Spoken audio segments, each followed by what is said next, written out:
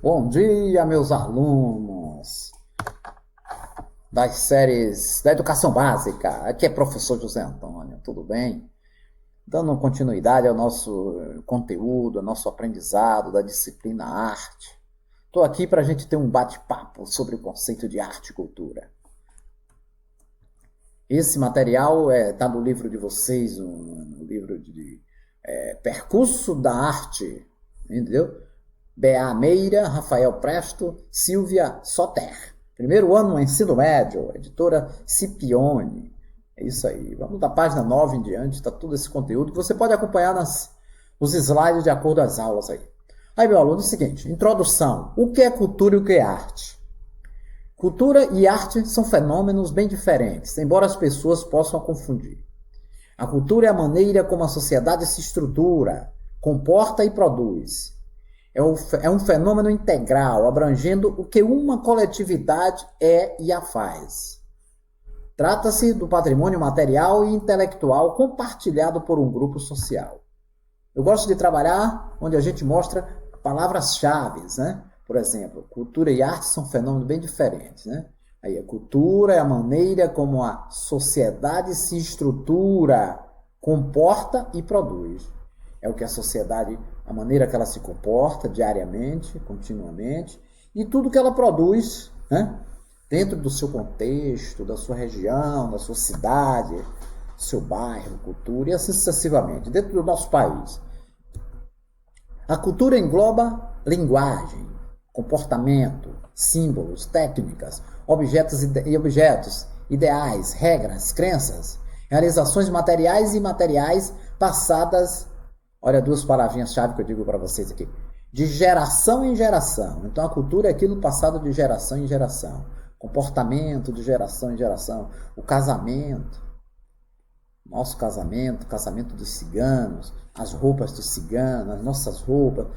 Todos esses citados por mim são o quê? Elementos da nossa cultura, né? Do nosso comportamento diário. O cigano, ele se comporta de uma forma, faz parte da cultura dele, a forma deles morarem, deles viverem. A nossa cultura é diferente da do cigano, dos índios, e assim sucessivamente. As nossas crenças, os nossos chás, as nossas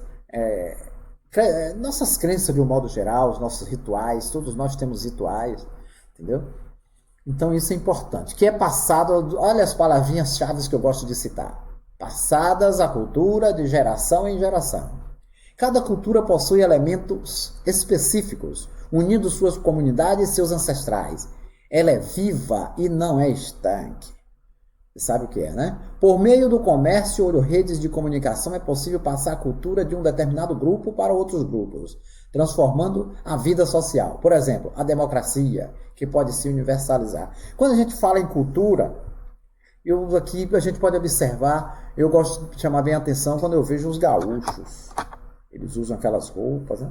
Eles vêm para a nossa cidade, para o nosso estado, eles vêm com aquelas roupas. A gente às vezes vai passando em um bairro, em uma cidade distante, que não é Rio Grande do Sul, pode ser na Bahia, ou no Sergipe, e a gente vê em uma certa reunião, ou em certo contexto, algumas pessoas tomando chimarrão.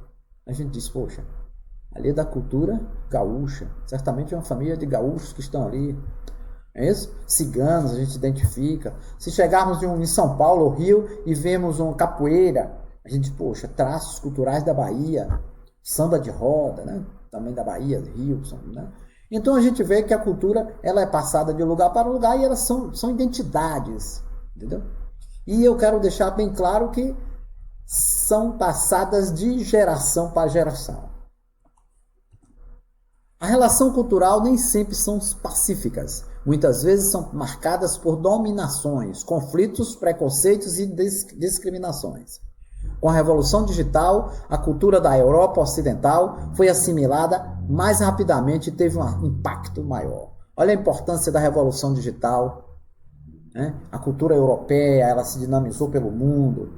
Então, a importância, né? A cultura digital proporcionou novas formas de interação entre grupos da mesma sociedade e de grupos distintos.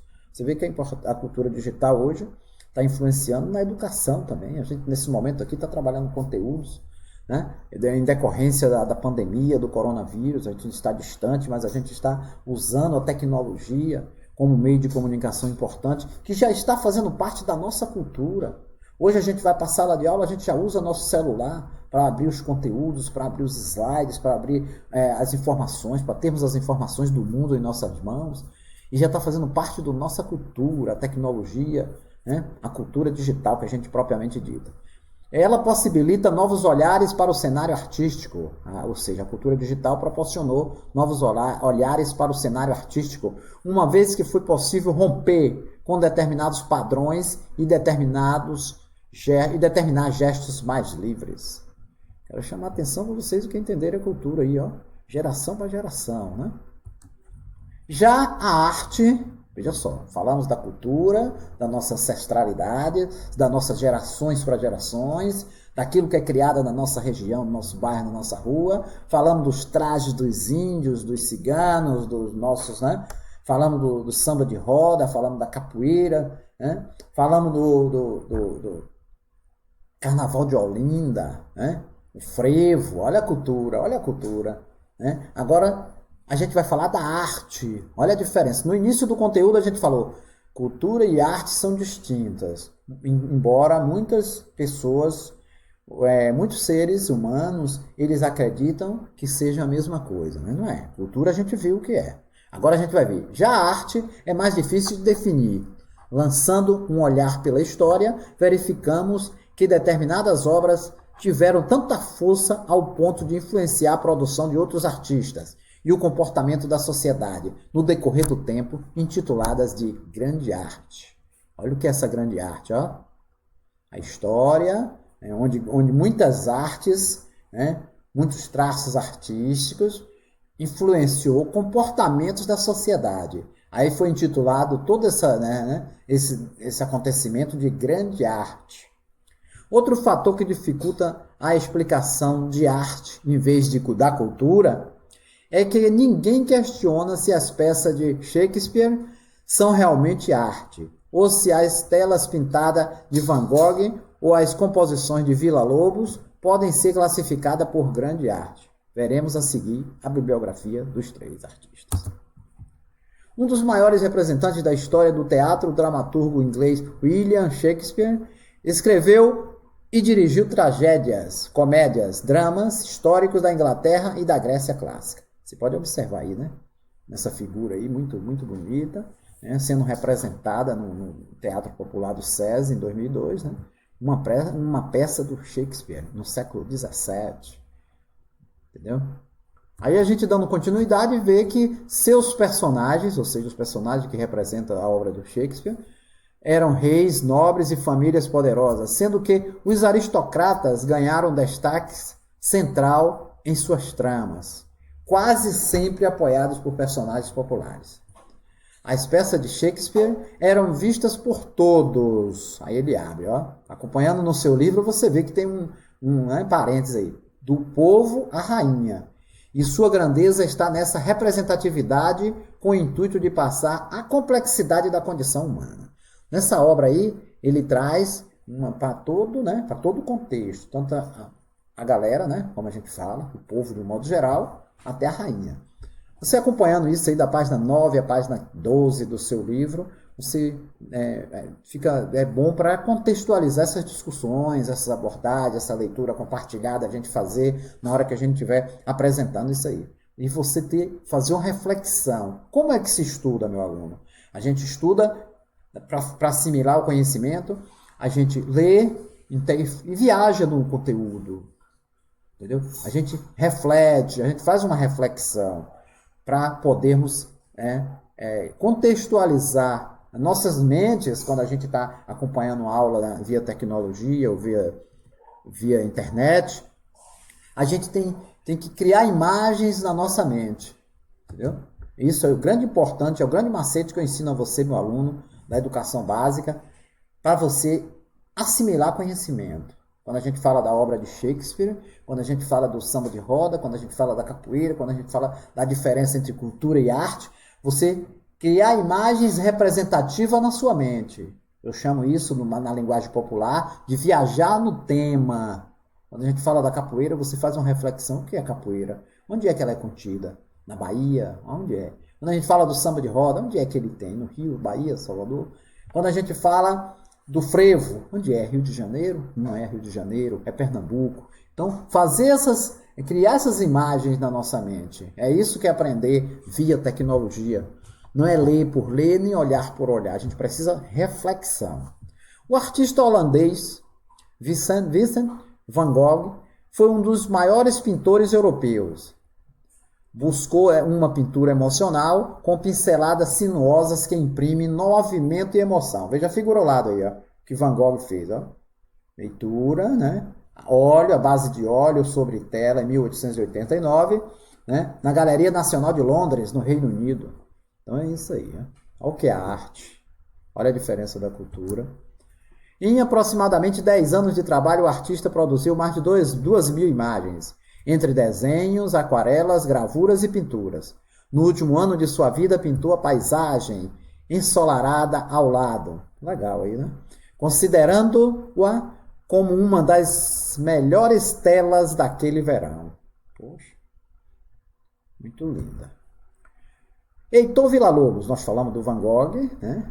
Na tela, a pintura, entendeu? A reflexão dele sobre tardes de verão, não é isso?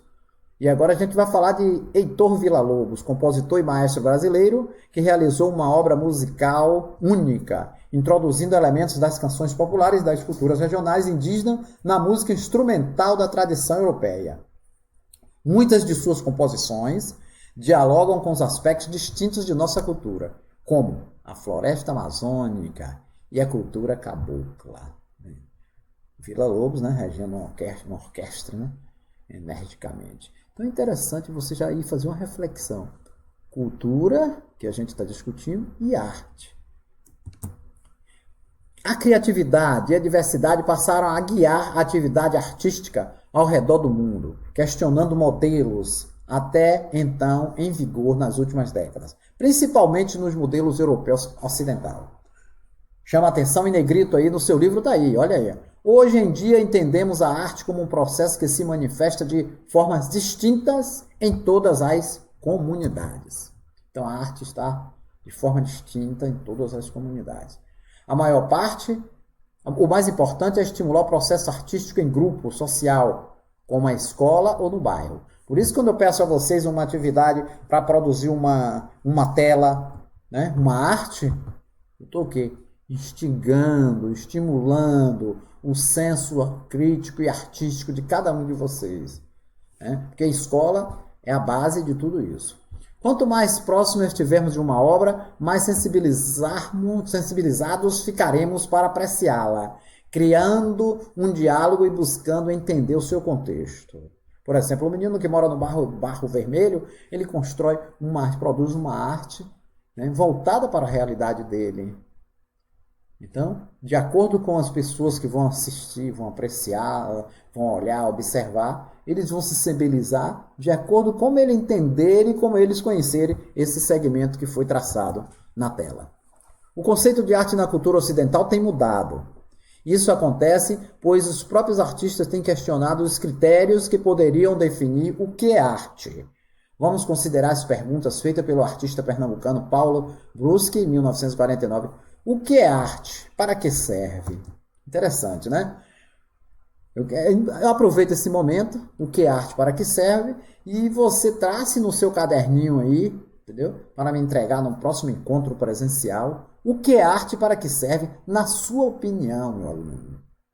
Essa é a primeira atividade que a gente está passando referente a esses slides aqui, entendeu? Essa aula. O que é arte, para que serve? Traga no seu caderninho, com o seu todo organizado, para a gente avaliar quantitativamente.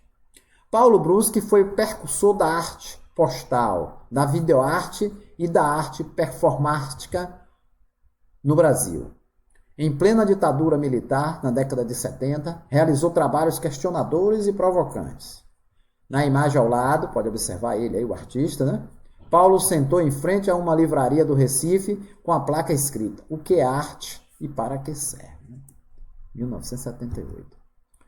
O nascimento da cultura podemos dizer que iniciou no período paleolítico, Vocês aí, né, da geografia, da história, qual foi o período paleolítico?